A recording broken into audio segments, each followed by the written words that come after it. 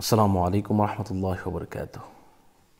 চোর ধরুন, চোরকে শায়েস্তা করুন, চুরির মাল ফেরত পেতে কী কী আমল করবেন আজকে সম্পূর্ণ কিছু আপনাদেরকে বলে দেওয়ার চেষ্টা করব ইনশাআল্লাহ।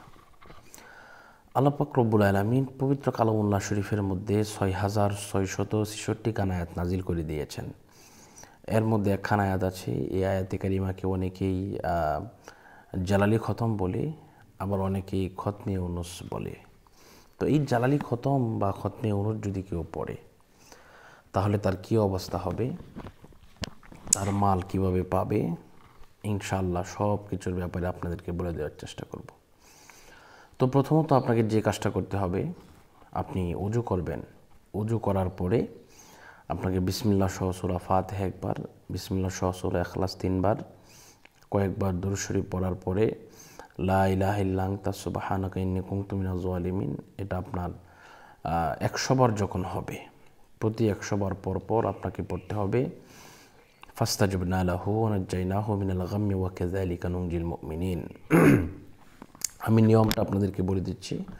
নিয়মটা হচ্ছে, আপনি পড়তে থাকলেন এভাবে, লা ইলাহা ইল্লা আনতা সুবহানাকা ইন্নী কুনতু মিনাজ জালিমিন, আপনি এভাবে পড়লেন। যখন এটা 100 বার হয়ে যাবে, আপনার প্রতি 100 বার পর পর আপনাকে পড়তে হবে লা ইলাহা ইল্লা আনতা সুবহানাকা ইন্নী কুনতু মিনাজ জালিমিন ফাস্তাজবনা লাহু ওয়া নাজ্জাইনাহু মিনাল গাম্মি ওয়া কাযালিকা নুনজিল মুমিনিন। এভাবে ইনশাল্লাহ পড়বেন। তো আলহামদুলিল্লাহ, এইভাবে যদি পড়েন তাহলে অবশ্যই আপনি সমস্ত কিছু থেকে আপনি বিরত থাকবেন। আপনার যত ধরনের বালা মুসিবত আছে সমস্ত কিছু থেকে আল্লাহ আপনাকে হেফাজত করবেন। ফাল্লাহু খায়রুন হাফিজা ওয়া হুয়া আরহামুর রাহিমিন। এই জন্য আপনি করবেনটা কি, আপনি যদি একানা না পড়তে পারেন আপনার ফ্যামিলির লোকদেরকে নিয়ে পড়বেন। এখন বলতেছেন যে হুজুর ফ্যামিলিতে তো লোক নাই, নামাজি লোক নাই, তাহলে কীভাবে পড়বো?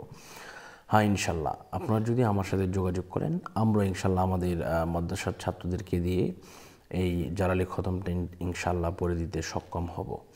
যারা আমার সাথে যোগাযোগ করতে চান এই নাম্বারে যোগাযোগ করবেন 016-430-63744। ইনশাল্লাহ আপনারা যদি যোগাযোগ করেন ইনশাল্লাহ আমি এই জালালি খতমটা পড়ে দিতে পারবো।